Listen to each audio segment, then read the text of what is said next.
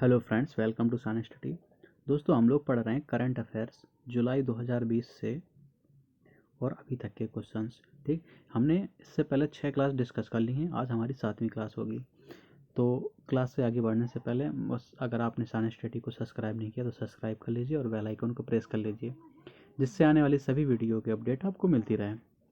दोस्तों, आज का हमारा टॉपिक होगा, पहला टॉपिक है ये आपका आज का हमारा, फॉर्चून 500।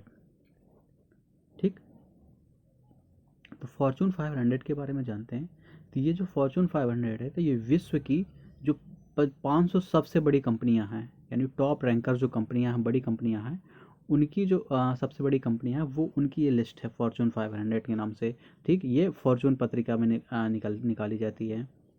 ठीक, इस टॉप 500 कंपनियों में सर्वाधिक जो कंपनियां हैं, वो सर्वाधिक 124 कंपनियां इस लिस्ट में चीन की शामिल की गई हैं। ठीक, इसमें यूएसए की 121 कंपनियां हैं। ठीक, और यहाँ पे अगर हम जापान की बात करें, तीसरे नंबर पे जापान है। जापान की 53 कंपनियां हैं इसमें। और फोर्थ नंबर पे फ्रांस है, तो फ्रांस की इसमें 31 कंपनियां हैं। ठीक, ये भी याद रखिएगा। पहले नंबर पे है हमारा चाइना, जिसमें 124 कंपनियां हैं। दूसरे पे यूएसए, तीसरे पे जापान, यहाँ पे जापान में लिख रहे हैं जापान, और फोर्थ नंबर पे है फ्रांस। ठीक, अगर जो टॉप 1 रैंक में देखें कि मतलब कौन सी कंपनी नंबर 1 पे है, तो यूएसए की वॉलमार्ट जो कंपनी है, उसको पहले स्थान पे रखा गया है। ठीक, टॉप 10 कंपनी है, टॉप 10 में सिर्फ 3 चाइना के लिए की हैं। मतलब अगर टॉप 10 कंपनियां जो शुरू की टॉप 10 है, तो पहले नंबर पे तो वॉलमार्ट है, जो यूएसए की है, और बाकी जो 3 और हैं 9, तो उनमें से 3 कंपनियां सिर्फ चीन की हैं। ठीक, आगे और चीज़ देखें कि भारत में इनकी आपने कौन सी कंपनियों का स्थान दिया गया। तो भारत में जो भारत की कंपनियां हैं, उस 7 कंपनियों को रखा गया है इसमें। ठीक, फॉर्चून 500 में 7 कंपनियों को जगह मिला है। कौन कौन सी? सबसे पहली है रिलायंस इंडस्ट्रीज। दूसरे पे है इंडियन ऑयल कॉरपोरेशन, इसको आईओसी भी कहते हैं। ठीक, उसके बाद है SBI, state bank of India. फिर है चौथे नंबर पे oil and natural gas corporation. ठीक, और पाँचवें नंबर पे है यहाँ पे बीपीसीएल। छठवें पे है टाटा मोटर्स, और सातवें पे है राजेश एक्सपोर्ट। ठीक, ये 500 के बारे में, अगर आप इनका एसेस लेना चाहते हैं, स्क्रीनशॉट लेना चाहते हैं तो ले लीजिए, और जैसे बनाए तो वो वैसे ही लिखते जाइए। ऐसे ही आ जाता है कि एग्ज़ाम में क्वेश्चन ऐसे पूछा जाएगा कि फॉर्चून 500 में कुल कितनी कंपनियां हैं, तो यहाँ पे 500। ठीक, कौन सी कंपनी टॉप पे है, तो वॉलमार्ट टॉप पे है। इस टाइप से क्वेश्चन बनेंगे। ठीक, अगला टॉपिक है हमारा एग्रीकल्चर इंफ्रास्ट्रक्चर फंड। ठीक, ये जो एग्रीकल्चर इंफ्रास्ट्रक्चर फंड है, तो यह नीति 9 अगस्त 2020 को घोषित की गई थी। ठीक, 9 अगस्त 2020 को घोषित की गई। इसके तहत कृषि पर आधारित कोल्ड स्टोरेज, गोडाउन और फ्रूट प्रोसेसिंग। देखो, अगर देखा जाए तो ये इसके लिए है, जैसे किसान फसल तो उगाता है, लेकिन एक साल बाद या तो व्यापारी उनको खरीद लेते हैं कम रेट पे, या वो फसल ख़राब हो जाती है, मतलब लोगों के टमाटर ही सड़ रहे हैं इस टाइप से। तो उनके लिए कोल्ड स्टोरेज, जिससे फसल बेकार ना हो। ठीक, और गोडाउन, इन सब चीज़ों की व्यवस्था की जाएगी, और फूड प्रोसेसिंग, इन चीज़ों की व्यवस्था की जाएगी। ठीक, इसका जो मेन लक्ष्य है, किसानों की आय को दोगुना करना है। ठीक, इसके तहत 1 लाख करोड़ की राशि प्रदान की जाएगी। मतलब इस जो किसान हैं उनको 1 लाख राशि प्रदान की जाएगी, और उसकी अदायगी के लिए, मतलब जो देंगे उनको लोन देंगे या जो भी देंगे, तो उसके लिए जो अदायगी होगा, तो इनकी 4 दर, मतलब पहले 10% पे, फिर 30%, फिर 30%, और उसके बाद 30%। ठीक, ये 4 दरें हैं, 10, 30, 30, 30। ठीक, ये 4 दरों पे इसको लेंगे पैसे। उसके बाद एक अगला हमारा टॉपिक है शिंजो आबे। ठीक, शिंजो आबे को तो सब कोई जानते ही होगा। शिंजो आबे ये जापान के प्रधानमंत्री हैं। ठीक, इन्होंने भी हाल ही में इस्तीफा दिया था। स्वास्थ्य कारणों के कारण इन्होंने अपने पीएम पद से त्यागपत्र दे दिया है। ठीक।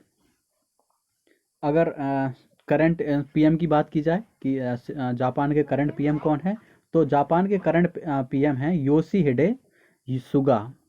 यहाँ पे मैं लिख दे रहा हूँ, योशिहिडे,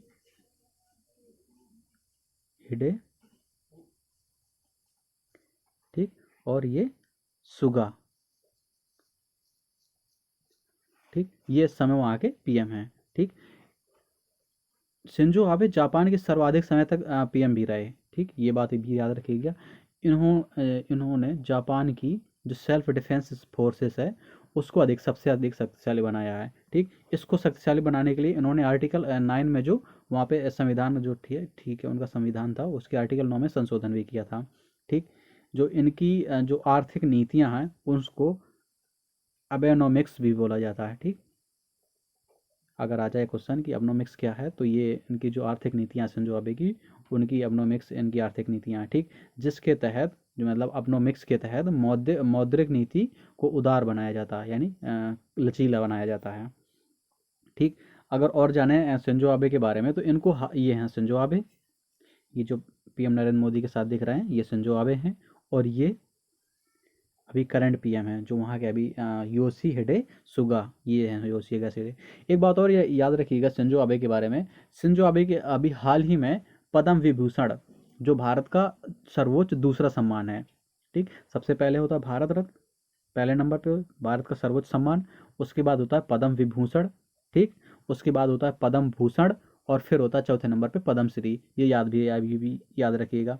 तो ठीक, तो इनको अभी हाल ही में भारत में पद्म विभूषण भी दिया, भले ही जापान के हैं लेकिन उनको पद्म विभूषण दिया गया है। ठीक, ये याद रखिएगा ये क्वेश्चन भी।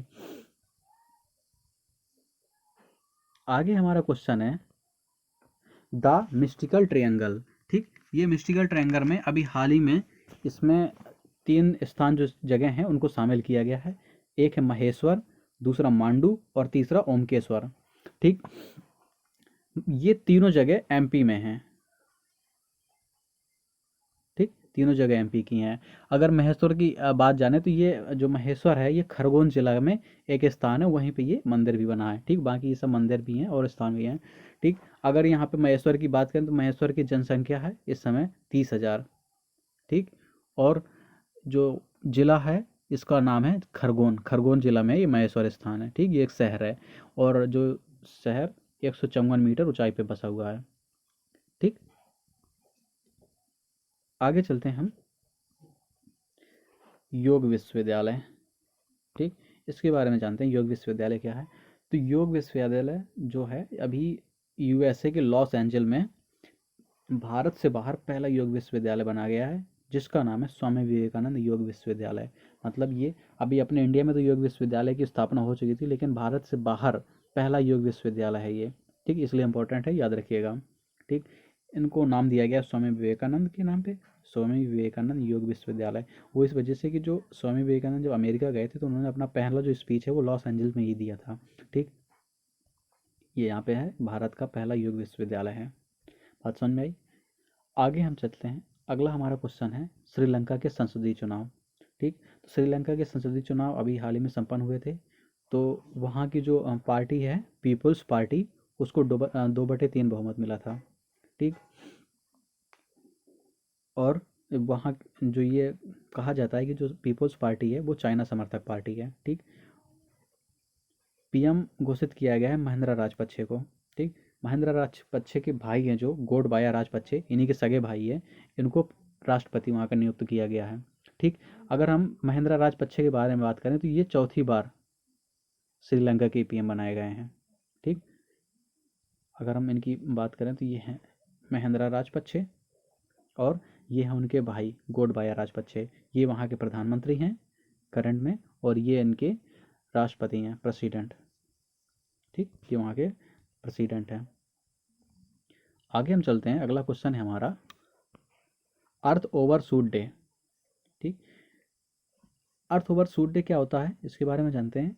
अर्थ ओवरशूट डे क्या होता है कि जो हमारे वो हैं प्राकृतिक संसाधन, ठीक, इनके लिए एक अब लिमिट फिक्स कर दी गई है कि तुम इतने ही मात्रा में एक लिमिट मात्रा में, एक निश्चित मात्रा में तुम इनका दोहन कर सकते हो। अगर जब उनकी लिमिट ख़त्म हो गई तो फिर उनको तुम उनका दोहन नहीं कर सकते। ठीक, तो ये हर साल अलग अलग डे पे मनाया जाता है। ठीक, इस साल का जो ये ओवरशूट डे है ये 22 अगस्त को मनाया गया था।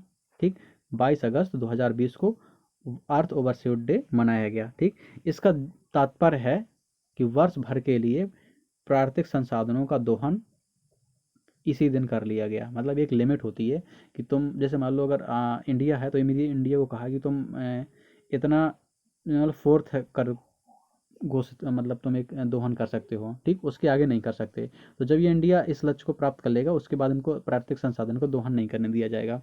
ठीक, पिछले साल ये बहुत जल्दी उन मतलब एक महीने, लगभग एक महीने जल्दी, यानी 29 जुलाई 2019 को ही ये मना लिया गया था। ठीक, मतलब 29 जुलाई 2019 को ही लोगों ने, मतलब अनेक देशों ने प्राकृतिक संसाधनों का दोहन कर लिया था। उसके बाद इनकी लिमिट खत्म हो गई थी। ठीक, इस साल कोरोना के कारण, ठीक, कोरोना के कारण प्राकृतिक संसाधनों का दोहन अपेक्षाकृत कम किया गया है। लॉकडाउन रहा, लोगों ने ज़्यादा दोहन नहीं किया। ठीक, दोस्तों अगर वीडियो अच्छी लगी तो प्लीज़ चैनल को लाइक करिए, सब्सक्राइब करिए और शेयर करिए। ठीक, अगर हमारे टेलीग्राम चैनल से जुड़ना चाहते हैं तो ये लिंक दी है, लिंक हमने डिस्क्रिप्शन में दी है। आप इस टाइप से भी सर्च कर सकते हैं, science study long dash classes. ठीक, यहाँ पे डेली क्विज भी मिलेगी और हर विषय का PDF भी मिल जाएगा। ठीक, थैंक यू फॉर वॉचिंग।